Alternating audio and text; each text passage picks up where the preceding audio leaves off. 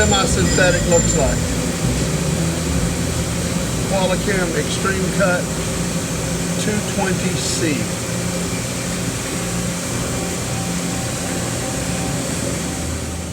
Hey guys, this is Dan Belcher, your Carolina coolant guy with King Industrial, and today I'd like to talk to you about QualiChem Xtreme Cut 220C. That's QualiChem Xtreme Cut 220C. If you have dedicated ferrous applications where all you're cutting is cast, ductile, steels, that sort of thing, then Xtreme Cut 220C is absolutely the right coolant for you.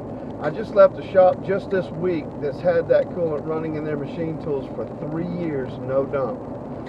We had 3 of the machines tested at the lab, and 2 of them came back good for continued use, and the other one they did recommend a dump and recharge. That is extraordinary for a semi-synthetic coolant. It's actually unheard of. But this product is a great performer, runs very clean, obviously has an extremely long life in individual tanks and central systems. And if you'd like to learn more about it, just reach out to us. You can contact us through CoolantGuy.com, and we're looking forward to working with you if we can help.